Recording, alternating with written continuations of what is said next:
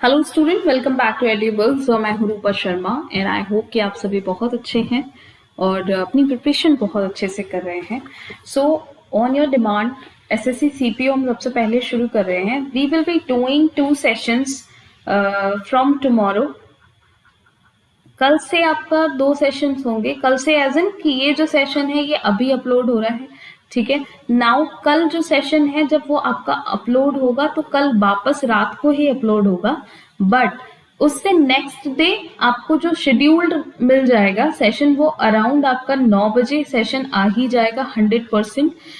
तो अगर मैं आपको बताऊं, आज आपका हो गया वेनसडे, वेनसडे और थर्सडे, ठीक है। तो थर्सडे 9 AM आपको एक सेशन मिलेगा और रात को एक सेशन मिलेगा। तो रात को अराउंड 2 AM आपको मिल सकता है ना, 1 AM भी मिल सकता है। ये आपका टाइम फिक्स नहीं है, कोशिश करूंगी मैं इसे भी फिक्स करने की, बट अभी भी आप बैकग्राउंड में सुन सकते हो, ठीक है। Dogs are barking.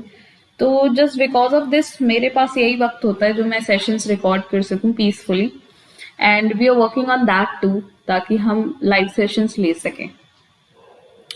तो बेसिकली आपका एक दिन में 2 सेशंस चलेंगे, बिकॉज CHSL का एग्जाम भी है तो उसके रिमेनिंग हमें सेशंस भी खत्म करने हैं, है ना। तो आज तो फिलहाल आपके पास SSC CPO का सीरीज शुरू कर रहे हैं। 23 नवंबर को शुरू हुआ था ये, और शिफ्ट 1 में पार्ट 1 करेंगे। पार्ट 1 क्यों करेंगे? क्योंकि यहाँ भी 50 क्वेश्चंस पूछे जाते हैं, तो हम एक साथ में 50 करेंगे तो बहुत लेंथी वीडियो बनेगा। दैट्स वाई हमने 2 पार्ट्स में डिवाइड किया है, 25 ईच, ठीक। So for other PDF daily quizzes and class updates Telegram channel जरूर ज्वाइन कर लें। बहुत इंटरेस्टिंग चीजें एंड फैक्ट्स वहां पर पोस्ट किए जा रहे हैं, जनरल अवेयरनेस से रिलेटेड, इंग्लिश से related. That is going to help you a lot. And other Instagram and Facebook, यहाँ पर भी काफी अच्छे अच्छे कंटेंट आपके लिए पोस्ट किए जा रहे हैं, तो जरूर ज्वाइन कर लें। तो let's start our session with the first question. पहला सवाल आपके सामने आ चुका है। इस सवाल में जो लॉजिक है वो आपने ध्यान दिया होगा, पहले भी हमने कई बार किया है कि क्या था। इस तरह की सीरीज में वैसे हम डिफरेंस चेक करते हैं, है ना, बट यहाँ प्रोसेस चल रही है कि वन टाइम एक बार क्या किया गया, किसी नंबर से मल्टीप्लाई, और एक बार किसी नंबर को ऐड किया गया है। तो देखिए कैसे ऐड किया गया है। 17 का टेबल पढ़ेंगे तो इंटू 3 करने पर आपको मिल जाता है 51। 51 में आपको +7 करना है तो क्या मिल जाएगा 58। यानी कि एक बार नंबर मल्टीप्लाई किया गया और एक बार नंबर ऐड किया गया है। 58 इंटू 2 आप करेंगे तो आएगा 116। तो ये डिक्रीजिंग ऑर्डर हुआ कि नहीं हुआ? पहले 3 फिर 2, तो अब किससे 1 से मल्टीप्लाई होगा, वो यहाँ पर आपको दिख भी रहा है, क्योंकि 123 इंटू 1 करेंगे तो 123 ही आएगा। नाउ 116 में +7 करेंगे तो कितना बनेगा 123, ठीक है। इतनी बात, यानी कि जो ऐड किया गया that is the same number, और वो क्या है 7। अब 123 इंटू 1 हम समझ ही चुके हैं, तो 123 फिर से आ जाएगा। अब आपको वापस से 7 ऐड करना है, then you will get the number जो कि क्वेश्चन मार्क की प्लेस पर आएगा। तो यहाँ पर कौन सा नंबर आएगा 130, क्योंकि +7 आप करेंगे यहाँ, तो आंसर यहाँ पर ऑप्शन सी बन जाएगा। क्लियर हो गई इतनी बात। क्वेश्चन नंबर 2 पर आएंगे। This is a figure series question. यहाँ ऑल्टरनेट सीरीज देखिए तो आसानी से सवाल कर लेंगे। देखिए यहाँ पर ये जो डार्क पार्ट है ये उठकर अपने सामने वाले पार्ट पर डार्क हो गया। देखिए इस फिगर को जब इससे कंपेयर करेंगे तो यहाँ पर था पहले डार्क, ये अब कहाँ आ गया, ये तो सामने चला गया, ठीक है। उसी तरीके से जो एरो की डायरेक्शन है, एरो ने भी अपना जो प्लेस चेंज किया है वो सामने वाले कॉलम में किया है और डायरेक्शन अपोजिट कर ली, 180 डिग्री मूव कर गए। तो ऐसे समझिए अगर ये ईस्ट है तो अभी कौन सा फेस कर रहा है, वेस्ट फेस कर रहा है। तो सिमिलरली ये वाली फिगर भी इसी तरीके से काम करेगी। तो जब आप ये सर्कल बनाएंगे यहाँ पर, तो देखिए सर्कल यहाँ डार्क था, अब कहाँ डार्क होगा, यहाँ पर डार्क होगा। तो देखिए ये वाली साइड कौन कौन से सर्कल में डार्क है, ऑप्शन नंबर डी कैंसिल कर सकते हो आप, इन सभी में डार्क है। एरो का जो साइन है वो साउथ फेस है। डायरेक्शन से समझ लेते हैं, ऐसा कुछ फिक्स नहीं है कि साउथ ही फेस कर रहा है वो, इट जस्ट कि हमें पता है कि नीचे की तरफ कोई चीज फेस करती है तो उसे साउथ हम मानकर चलते हैं फ्रेम के अकॉर्डिंग।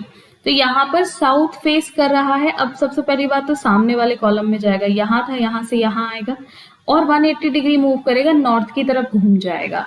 तो यहाँ पर साउथ फेस है, यहाँ पर उसने कॉलम ही चेंज नहीं किया, तो ये दोनों कैंसिल, बचा क्या, ऑप्शन नंबर सी। तो यही आपका आंसर आएगा। इन्हीं दोनों से आंसर आप निकाल लोगे, इस सर्कल को चेक करने की जरूरत ही नहीं पड़ेगी आपको। बाकी ये भी सर्कल क्या है, 180 डिग्री मूव कर गया है, ठीक है, अपने अपोजिट फेस पर चला गया। ठीक, क्वेश्चन नंबर 3 आए, देखिए क्या होता है यहाँ पर। तो ये सवाल इनका मैं ना एक कंपाइलेशन भी बनाऊंगी बहुत जल्दी, and that PDF will be provided to you on our website और ऑन टेलीग्राम चैनल। वो मैं आपको बता दूंगी, डोंट वरी, अपडेट कर दूंगी। तो इससे क्या होगा ना, आपके इन्हीं सारे क्वेश्चंस की प्रैक्टिस हो जाएगी। तो जो क्वेश्चन कई बार क्लिक नहीं कर पाते हैं वो थोड़ा जल्दी क्लिक करने लग जाएंगे, है ना। क्योंकि कहते हैं ना कि प्रैक्टिस मेक्स अ मैन की जगह मैं कर देती हूँ मेक्स अ पर्सन परफेक्ट, तो वो वहां पे काम करेगा ऐसे। Now come to this question 11,572। मैंने पहले आपको बताया है, ये जो स्टूडेंट्स पहले से देखते आ रहे हैं सेशन, कि इसमें ना पहली जो अप्रोच आपकी लगेगी वो सबसे पहले कोशिश करिए उस तरफ लगाने की जिस तरफ सारे क्या हैं, लार्ज नंबर्स। तो ये कॉलम में दिख रहे हैं आपको सारे लार्ज नंबर्स, ऐसा तो नहीं है ना रो में कोई लार्ज नंबर बैठा हो किसी एंड पे। तो हम कोशिश करेंगे यहाँ पर लॉजिक लगाने की कॉलम में। तो कैसे लगाएंगे, अगर हम 72 को चेक करें तो 72 में एक तो 9:8 होता है, तो 9 और 8 तो आप यहाँ से कैसे ही करेंगे, है ना, यहाँ -2 यहाँ पर +3, बट कोई लॉजिक नहीं बन रहा उससे, है ना, क्योंकि फिर अगर यहाँ -2 करोगे और यहाँ +3 तो 9 × 6 9 चिक्का 54 होता है, 54 आएगा, तो ये कैंसिल यहाँ से। अब क्या किया, और क्या कर सकते हैं, 12 × 6 कर सकते हैं, तो +1 और +1 यहाँ कर दीजिए तो 12 आ जाएगा और यहाँ से 6। अब देखिए क्या यहाँ पर काम कर रहा है, तो ये आएगा 9, ये कितना आ जाएगा 7, तो 9:7 63 ही होता है। सो अब आप देखिए यहाँ पर कौन सा नंबर आएगा, तो यहाँ वो नंबर आएगा जिसमें आप मान लीजिए 7 + 1 इंटू, मान लीजिए वो नंबर x है और उसमें +1 करके आप क्या करके आ रहे हैं 48। बिल्कुल बेसिक से इसलिए समझा रही हूँ क्योंकि बहुत सारे स्टूडेंट बिल्कुल अभी भी ज्वाइन कर रहे होंगे, अभी अभी प्रैक्टिस करना शुरू करेंगे। तो देखो ये जो वैल्यू है वो उठ के इधर जाएगी, तो यानी कि 8 से डिवाइड कर दो उसे, 6 आ जाएगा। अब x + 1 की वैल्यू 6 है, हमें तो सिर्फ x चाहिए, तो 6 - 1 क्या आएगा 5, that is in option number C. तो ये तो हो गया, बिल्कुल एकदम एक्सप्लेन कर दिया मैंने तरीका।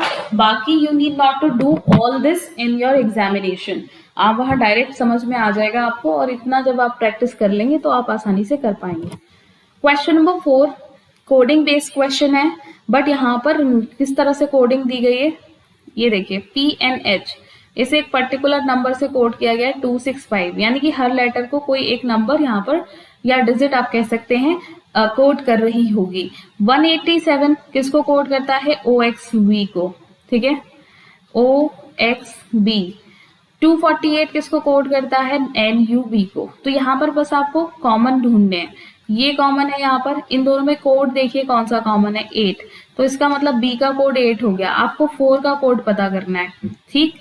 सो अगर अब बाकी इन तीनों में कंपेयर करेंगे तो n कॉमन है, और n का कॉमन होने का मतलब है इन तीनों में अगर देखोगे तो 2 कॉमन है ओनली। तो यहाँ पर देखिए यहाँ n का कोड हो जाएगा 2। अब देखिए यहाँ से 2 का पता चल गया मुझे, 8 का पता चल गया, 4 बचा किसके लिए, u के लिए, तो 4 का कोड क्या आ गया u। यही मुझसे पूछा था, मुझे बाकी लेटर चेक करने की जरूरत बिल्कुल भी नहीं है, ऑप्शन ए यहाँ करेक्ट आंसर बनेगा। क्वेश्चन 5 देखिए, पासे का सवाल है, डाइस है और बोल रहा है कि 6 फेसेस है 1 to 6। So select the number that will be on the face opposite to the face showing 5। 5 के अपोजिट देखो यहाँ पर 2 कॉमन ट्रिक होती है और 1 कॉमन ट्रिक होती है। 2 कॉमन ट्रिक का मतलब है 2 नंबर्स कॉमन होते हैं, और 1 कॉमन का मतलब है सिर्फ 1 नंबर आप देखेंगे और उसी से रोटेट करेंगे। बट यहाँ 2 नंबर कॉमन है, 2 और 4। अब इसके अलावा जो नंबर बच गए वो एक दूसरे के ऑपोजिट होंगे, यानी कि 5 का जो ऑपोजिट बनेगा वो बनेगा 1, that is in option number B. तो बहुत ही बेसिक सवाल, 3 सेकंड भी शायद मुश्किल से लगेंगे इसमें, ठीक है। चलिए 6 क्वेश्चन पर आ जाते हैं। यहाँ पर जो सीरीज चल रही है वो ऑल्टरनेट चल रही है। कैसे? देखिए, ये ए है, ये ई, ये आई और ये ओ, ये सभी अल्टरनेट है, एक लेटर छोड़ के एक लेटर। और ए, ई, आई और ओ ये क्या होते हैं? वॉबल होते हैं। ठीक है, क्लियर है इतनी बात? अब इससे हमारा तो कोई लॉजिक फिट नहीं होता, क्योंकि हमें तो यहां पर चाहिए, तो यानी कि हमें दूसरी सीरीज पर फोकस करना पड़ेगा। तो देखिए, दूसरी सीरीज का मतलब है के, यानी कि 11 से क्या किया गया? 12, यानी +1। तो अब एल से फिर क्या करोगे आप? +1 ही करोगे, तो क्या आएगा? 13, दैट इज एम। और इसको क्रॉस चेक करना है तो +1 करके 14 आना चाहिए, दैट इज एन। और ये यहाँ पर दिया गया है। ठीक है, सो के से एल, एल से क्या आया? एम, और एम से क्या बना? एन। तो एम वाले कितने हैं? खत्म, और ये भी खत्म, 2 हैं। अब लास्ट में या तो आर आएगा या फिर एस। तो यहाँ पर भी ऑल्टरनेट चल रहा है। सो यहाँ पर ऑल्टरनेट में भी आप सिर्फ इसी को चेक करिए फिर, क्योंकि इससे पहले वाली का तो हमें कुछ करना ही नहीं है ना। तो 17 क्यू की वैल्यू होती है 17, आर की प्लेस वैल्यू होती है 18। तो अब क्या आएगा? S, that is 19। और इसके बाद आना चाहिए 20, already T, that is given here. S आएगा, यानी कि जो नंबर लेटर यहाँ पर लेटर क्लस्टर बनेगा वो एम एस बनेगा क्वेश्चन मार्क की जगह, that is in option number C. A यहाँ पर एलिमिनेट। सिंपल सवाल था, कुछ भी नहीं था, है ना।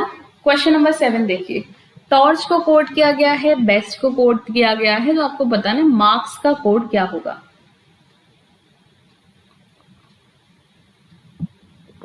देखो, टॉर्च में 5 लेटर है, UNPSDI 6 लेटर है, बेस्ट में 4 लेटर और यहां पर 5। कुछ समझ आया? कोड में एक लेटर इंक्रीज हो गया, तो कैसे? TORCH UNPSDI।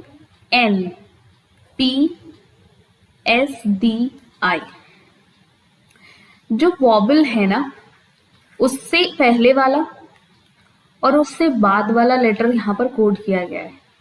ओ से पहले क्या आता है? एन, और ओ के बाद पी। ठीक, बाकी जितने भी कॉन्सोनेंट्स हैं उन सब में +1 किया गया है, यानी कि उनसे नेक्स्ट लेटर।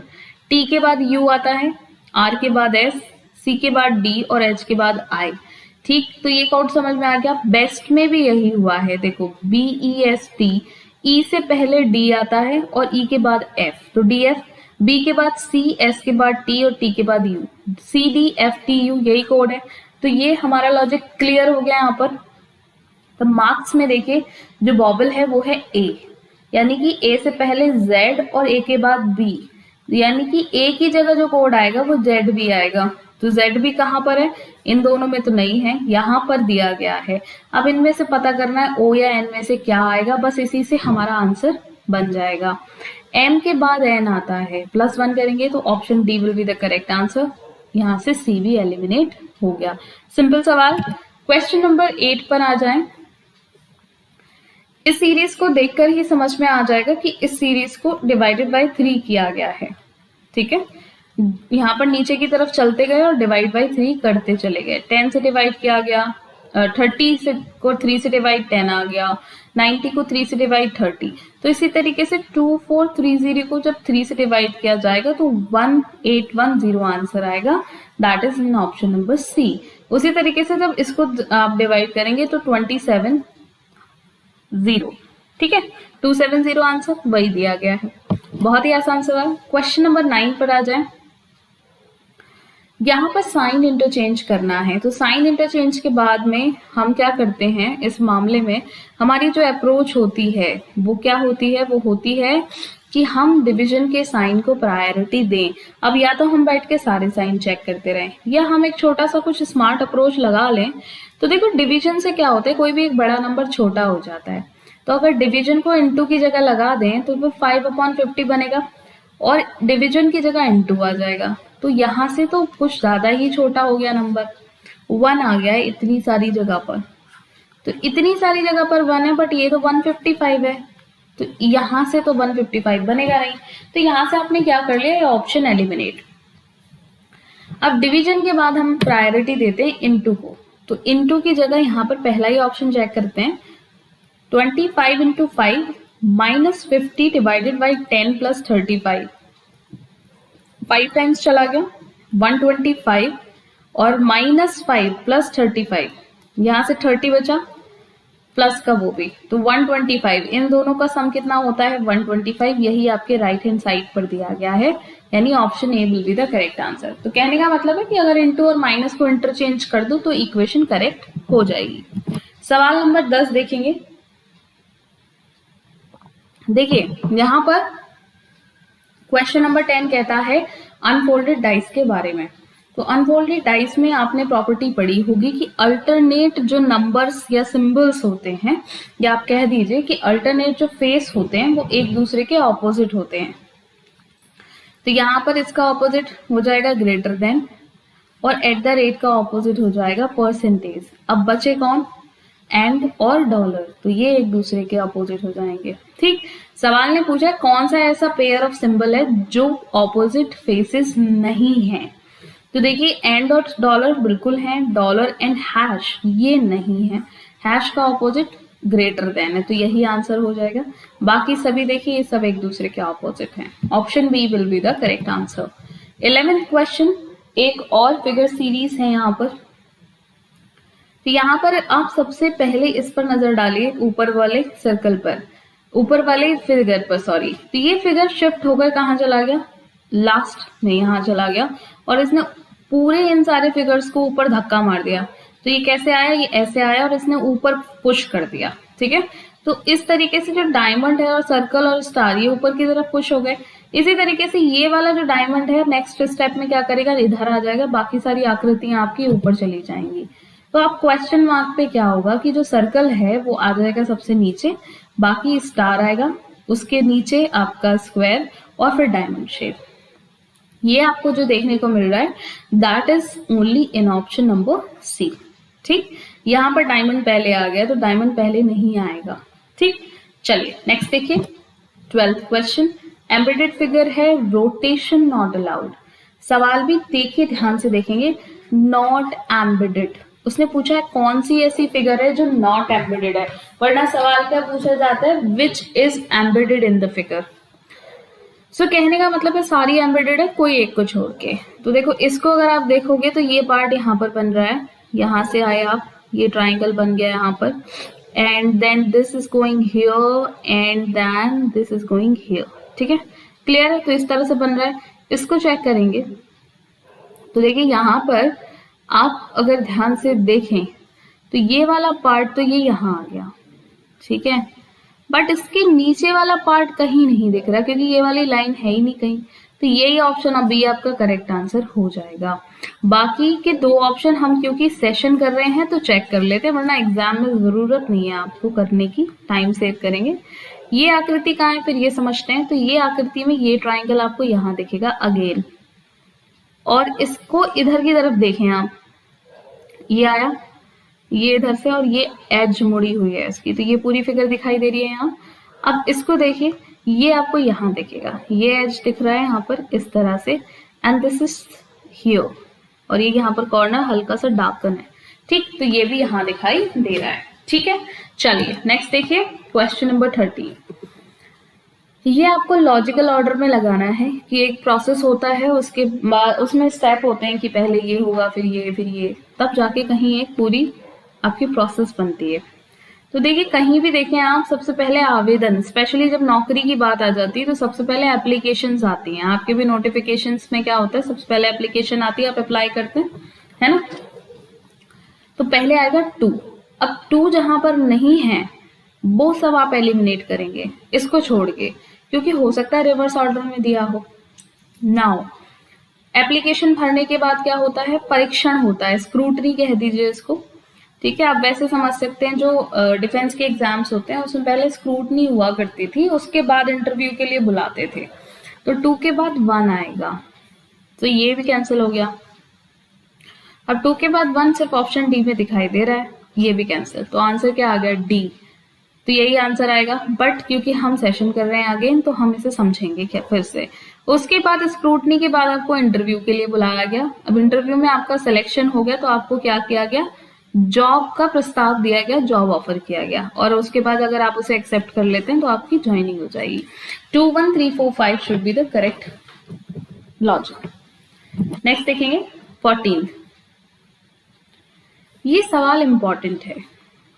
इस सवाल को मैं सिर्फ अभी तो यही समझाऊंगी और शॉर्ट ट्रिक से भी समझाऊंगी, बट इसमें कई तरीके से क्वेश्चन को किया जा सकता है। यहाँ पर इसके लिए जिस दिन भी कैलेंडर का टॉपिक चैप्टर होगा, we will explain it very well, जैसे कि हमने अपने गुरुजी से सीखा है, the way I will tell you. ठीक है, तो ये जो कैलेंडर का चैप्टर है बहुत इजी हो जाएगा आपके लिए। देखिए, जब भी आपको डेट दी हो अलग और आपसे या तो आगे के ईयर्स में जा रहा हो या फिर पीछे के किसी ईयर में जा रहा हो, आप क्या करेंगे, इन दोनों डेट्स को कंपेयर करेंगे। तो 17 अक्टूबर 2000 की वो डेट पूछ रहा है और दी है आपको 18 अक्टूबर 2006 की। शॉर्ट कट बताऊंगी मैं, इसका जो शॉर्ट तरीका है कैसे होगा। उससे पहले आप इसका अगर आइडल मतलब एक जो बेसिक तरीका है वो कैसे करेंगे। देखा, आपको पता है जब हम डेज निकालते हैं तो हम ऑड नंबर्स देखते हैं पहले, ठीक है, ऑड डेज जो हमारे बनते हैं। अब देखिए 6 साल है यहाँ पर, तो आप क्या करेंगे, देखिए 17 अक्टूबर 2000 से अगर आप बात करें तो 17 के बाद अक्टूबर में कुछ दिन बचे, कितने दिन बच गए, 31 का होता है 14, उसके बाद नवंबर में 30 और फिर दिसंबर में 31, तो 2000 में इतने दिन हो गए। उसके बाद 2001 में 365, 2002 में भी 365, 2003 में भी 365, 2004 लीप ईयर है तो 366, और फिर 2005 में 365, 2006 में भी 18 अक्टूबर तक देखना है आपको। फिर कुछ यहाँ पर 200 समथिंग डेज और आपके बनेंगे। इसको मैं अभी निकालूंगी नहीं बिकॉज इतना कैलकुलेशन करने की जरूरत नहीं है, ठीक है। अब एक तरीका है कि आप इन सबको ऐड कर दें और फिर 7 से डिवाइड कर दें। जो ऑड डे आपका बनेगा उसको आप वेडनेसडे के साथ कंपेयर कर लें, बट हम इस तरीके को अपनाएंगे नहीं, ठीक है। This is a lengthy method. हम आ जाते हैं शॉर्ट तरीके पे। तो जब भी ऐसा कभी हो कि ईयर डिफरेंट है, डेट डिफरेंट है या मंथ डिफरेंट है, तो इसमें तरीका समझिए क्या करना है आपको। सबसे पहले ईयर्स का डिफरेंस चेक करिए, कितने साल का डिफरेंस है, 6 साल का।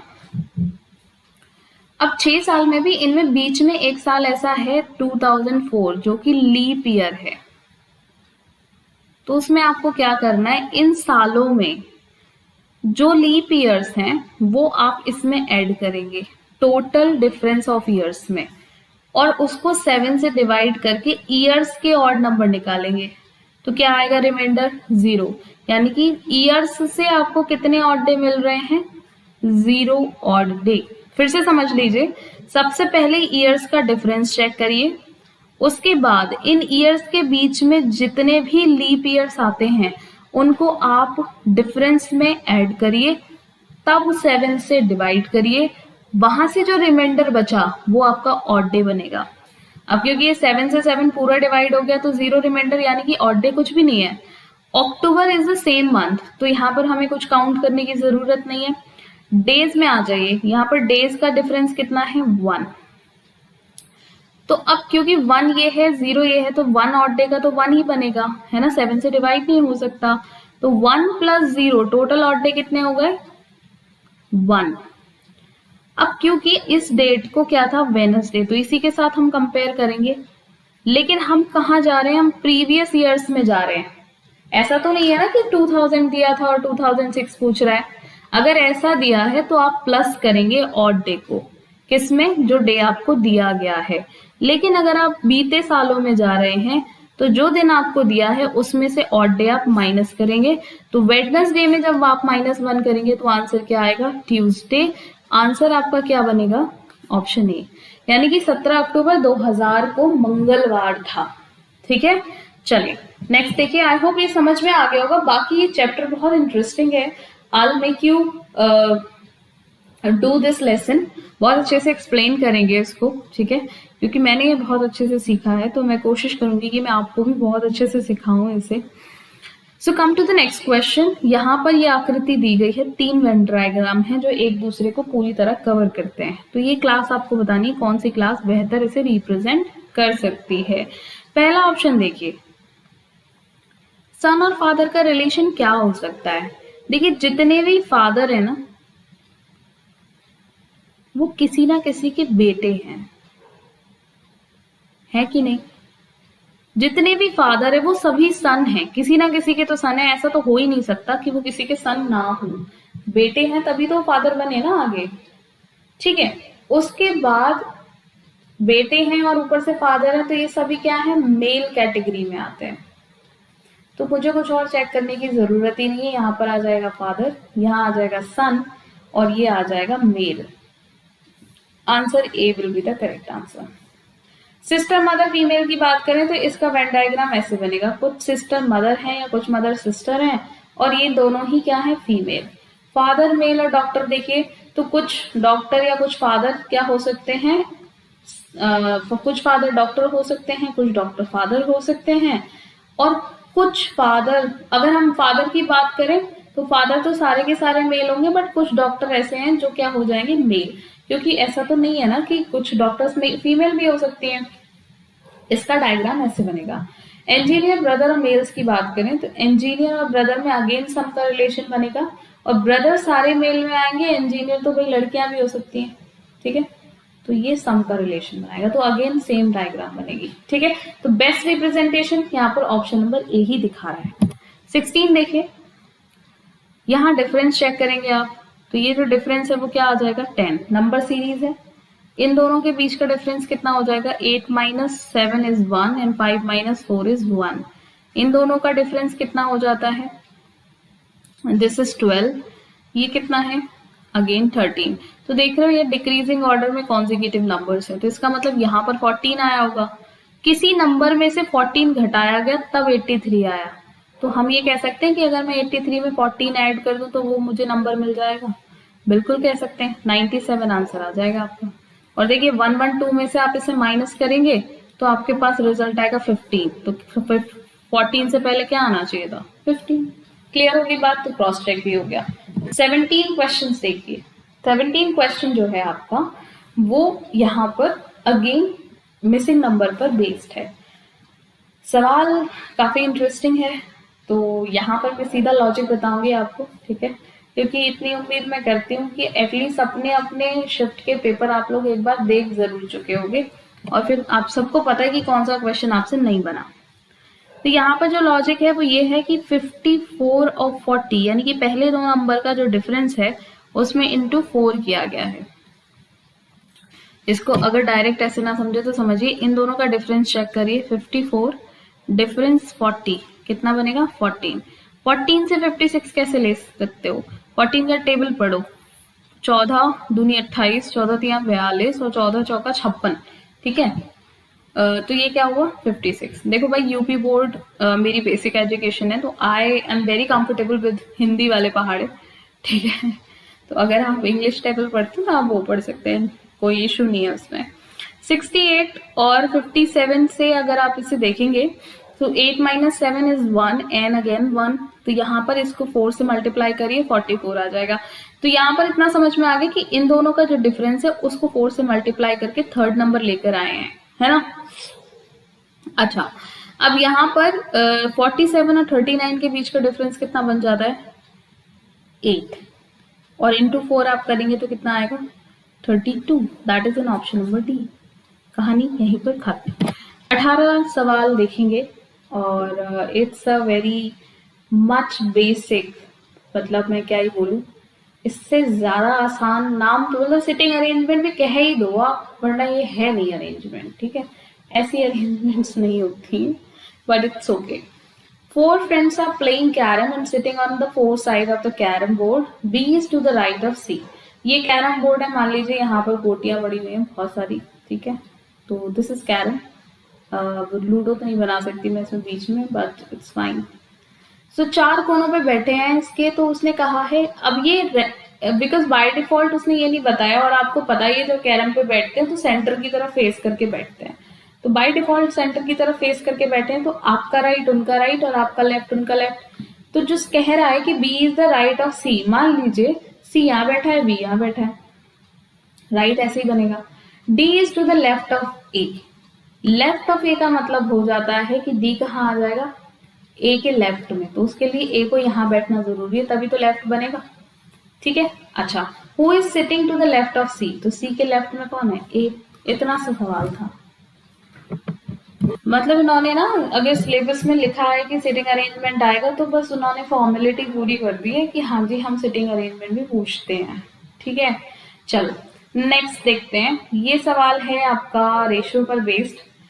एक दिन क्या हुआ, कुछ 90 विद्यार्थी हैं जो ट्रेवल कर रहे हैं। 90 स्टूडेंट्स वर ट्रेवलिंग इन अ बस and the ratio of the number of boys to that of girls was 2:1। 2:1 था पहले बॉय और गर्ल्स का रेशियो, तो इस हिसाब से 3 बना टोटल, और 3 से जब आप इसे निकालोगे तो 60 बॉयज हो गए और 30 गर्ल्स हो गई। ठीक है, now the next day the number of student remain the same. Students के नंबर में कोई चेंज नहीं हुआ है, but the ratio of the number of boys to that of girl become 3:2। But next day ना रेशियो चेंज हो गया boys और गर्ल का। वो कितना हो गया 3:2। नाउ 5 से डिवाइड करो, 5 एकम 5 और 5 अट्ठे 40, 18 आ जाएगा। ठीक है, सो 18 आने का मतलब यहाँ पर हो जाता है बॉयज जो है वो हो गए आपके 54। ठीक है, और ये गर्ल्स जो हो गई वो कितनी हो गई 36। तो सवाल ने क्या कहा है, what was the difference between the number of boys travelling in the bus on both the days. अच्छा, लड़कों की संख्या में क्या परिवर्तन आया है इन 2 दिनों में, ये आपको बताना है। तो इसमें आप क्या करेंगे, जो पहले नंबर आए बॉयज के वो आप ले लीजिए और दूसरे जो आए वो ले लीजिए और उन दोनों का डिफरेंस निकाल दीजिए। तो देखिए पहले जो बॉयज का नंबर था वो कितना था, वो था 60 और अब क्या है 54। तो इनके बीच में डिफरेंस कितना आया 6। ठीक है, अच्छा ओके, तो आंसर क्या हो जाएगा आपका 6। That is given where in option number. Clear है इतनी बात। चलिए नेक्स्ट क्वेश्चन देखेंगे, बहुत सिंपल सवाल था। क्वेश्चन नंबर 20 देखिए, इसे कहते हैं हम चाइनीज कोडिंग। ठीक है, अब इसका नाम चाइनीज कोडिंग क्यों रखा गया है, जितना मैं समझती हूँ कि ये जो कोड होते हैं ना इनका कोई मतलब नहीं होता है, बस नी पा धा ऐसे कुछ हो जाते हैं। ठीक, शायद इसलिए इसको चाइनीज कोडिंग का नाम दे दिया गया। Okay, so you are there को लिखा गया है TERDERJAR। देखो इसमें मैं टाइम वेस्ट नहीं करूंगी कि मैं पहले पूरा स्टेटमेंट लिखूं फिर उसके बाद उसकी कोड लिखूं, मैं बस क्वेश्चन पर टारगेट करती हूँ। यू स्टे लेट, तो मुझे यू का कोड चाहिए, मुझे स्टे का कोड चाहिए और मुझे लेट का कोड चाहिए। मैं सबसे पहले टारगेट करती हूँ कि मुझे यू का कोड निकालना है। उसके लिए I have to find out you कहाँ कहाँ पर है। एक तो यू यहाँ पर है, इस पूरे में यू नहीं है, वी आर लेट में भी यू नहीं है और आई स्टे देयर में भी यू नहीं है। तो यू निकालने के लिए मुझे आर और देयर के बारे में पता करना पड़ेगा। आर मुझे वी आर लेट में दिख रहा है और यू आर देयर में दिख रहा है। यू आर देयर के कोड में TER ये है और इसके कोड में SER है। अब इन दोनों में कॉमन क्या है DER, तो आर का कोड क्या हो गया automatically DER। Clear. Now there का कोड निकालिए, देयर आपको यहाँ दिखेगा आई स्टे देयर में और इसके कोड में आप कॉमन देखोगे तो JER कॉमन है, दैट इज यू। तो देयर का कोड क्या हो गया JER। यहां से मुझे यू का कोड पता चल गया, फिर TER ही बचा। TER ना तो इसमें है तो ये सी यहाँ से एलिमिनेट आप आराम से कर सकते हैं। स्टे की बात कर लेते हैं, तो स्टे आपका आई स्टे देयर में है, आई का कोड निकालिए, कहीं से मिलेगा आई का code. You are there, we are late और वी स्टे, देखो स्टे यहाँ पर भी है और वी आई स्टे यहाँ पर भी है। अब इन दोनों के कोड में कॉमन क्या है YER NER और यहाँ पर YER FER JER, तो YER कॉमन है, यानी कि स्टे का कोड मुझे क्या मिल गया YER। That is not in option number D. तो अब इन दोनों में से कोई एक ऑप्शन यहाँ पर बनेगा। लेट की बात अगर हम करते हैं सो वी का कोड और निकाल लीजिए, लेट आपको पता चल जाएगा। तो वी यहाँ पर भी है और वी यहाँ पर भी है। इसके कोड में SER और NER बचा है और यहाँ पर MER और NER बचा है, तो NER कॉमन है, यानी कि जो वी का कोड बना वो बना NER। तो यहाँ पर वी का कोड, तो लेट का अकेला कोड क्या हो गया SER। That is an option number A. Clear है? चलिए, तो अब आप सोचिए कि अगर आप इसमें पूरी कोडिंग करने बैठ जाते तो कितना टाइम लगता। क्वेश्चन नंबर 21 बहुत ही आसान सवाल, ऑड वन आउट पर बेस्ड है। तो what we do place value game. ठीक है, प्लेस वैल्यू आपने लिख दी CFILO। तो ये यहाँ पर सब में 3 का डिफरेंस है। इसी तरीके से UXADG 7, 4, 1, 24 एंड 21। ये तो समझ में आ गया होगा, पर ये समझ में आया तो इसको समझा देते हैं जिसे नहीं समझ में आया। 24 + 3 आपको देता है 27, पर 27 तो लेटर ही नहीं होते, तो टोटल लेटर माइनस कर लीजिए तो आ जाएगा 1। इसी वजह से 1 आया यहाँ पर।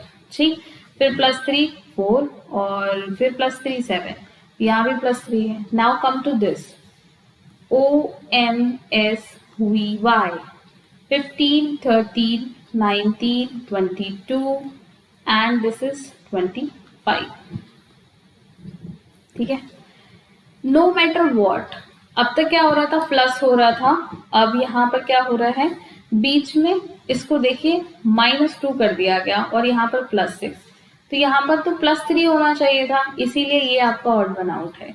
क्योंकि 15 यहाँ पर देखेंगे ऑप्शन नंबर डी में, तो 15 के बाद 18 +3, 21 फिर +3, 24 अगेन +3 और 1 अगेन +3। 1 कैसे आया 24 से, ये मैंने आपको यहाँ समझा ही दिया है। ठीक है, that's why option C will be the correct answer. Now come to the next question, question number 22। Absorption का कोड लिखा गया है, तो लेटर्स ध्यान से देखना, सारे लेटर्स वही हैं, कोई भी लेटर चेंज नहीं हुआ है। एब्जॉर्प्शन का कोड है ROSBA and here okay NOITP। इन्होंने इसे 2 हिस्सों में डिवाइड किया। पहले हिस्से को रिवर्स ऑर्डर में लिख दिया, ये आ गया ROSBA। ठीक है, और फिर दूसरे हिस्से को भी रिवर्स ऑर्डर में लिख दिया NOITP। तो अब आप विजुअलाइजर में भी यही करेंगे, 2 हिस्से में डिवाइड कीजिए। VISUA को क्या लिख देंगे AUSIV। AUSIV कहाँ दिख रहा है, यहाँ पर है, यहाँ पर भी है, ये दोनों cancel. Now come to the next one. देखिए LIZER को लिखेंगे REZ। REZ का मतलब है ऑप्शन नंबर सी, या REI दिया है, cancel. Option C correct answer बन जाएगा। 23rd में आ जाइए, ब्लड रिलेशन है। Ronita's only brother Vikram is the husband. तो रोनिता का ओनली ब्रदर किसका हस्बैंड है, Kritika's mother Sejal. Vikram is the husband of Kritika's mother Sejal, तो यानी कि सेजल आ जाएगी यहाँ पर, और वो कौन है, ओके हाइलाइटर ले लिया है मैंने, वो है सेजल। तो कृतिका नीचे वाली जनरेशन में आ जाएगी क्योंकि सेजल उसकी मदर है। ठीक है, तो कृतिका यहाँ पर आ गई। अब कृतिका कौन है अभी देखते हैं, फीमेल मेल हमें नहीं पता अभी। हाउ इज रोनिता's मदर चांदनी। रोनिता की मदर है चांदनी, फीमेल। कृतिका से कैसे रिलेटेड है, रोनिता की मदर, तो रोनिता के भाई की भी मदर, और रोनिता के भाई की बेटी, यानी कि अब मैं कहूं कि चांदनी के बेटे की बेटी, वो कैसे कृतिका से संबंधित हो गई, उसकी ग्रैंड मदर हो गई, वो भी पैटर्नल, क्योंकि फादर से रिलेशन दिखा रहे हैं। तो option D will be the correct answer. Kritika का चांदनी से जो रिलेशन है वो हो जाएगा ग्रैंड डॉटर का, बट चांदनी का कृतिका से रिलेशन हो जाएगा ग्रैंड मदर का। ठीक है, पैटर्नल मैटरनल क्योंकि स्पेसिफाई किया गया है तो पैटर्नल लेंगे, ऑब्वियसली बात है, क्योंकि उसके फादर की मदर है वो। 24th question. इन सवालों में हम हमेशा दिए हुए शब्दों की प्लेस वैल्यूज को चेक करते हैं। तो 4 + 5 + 14 + 20 क्या कर लिया इनका सम, तो ये क्या आ जाएगा 9, और this will give you what 34। इसका मतलब 43 से 51 करने के लिए आप +8 करेंगे। तो अब या तो ये सेम नंबर यहाँ पर ऐड होना चाहिए, ठीक है, या इसको 4, क्योंकि 4 लेटर है, इस टू 2 भी कर सकते हैं। तो भी यहाँ भी 4 लेटर है, इस टू 2 करेंगे आप, और यहाँ भी वही। तो कुछ भी कह लीजिए आप, चाहे तो ये कह लीजिए सीधा सीधा कि 8 को ऐड किया गया है।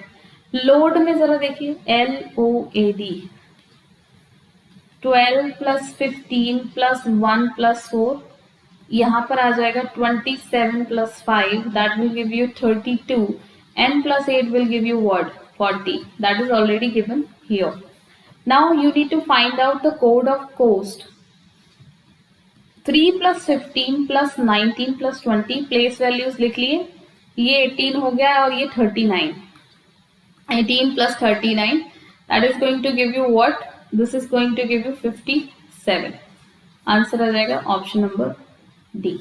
25 and the last question of today's session is, all photographs are newspapers. Log है दो statement, 3 conclusion. Let's see. सारे के सारे photographs newspaper हैं. Some photographs are computers.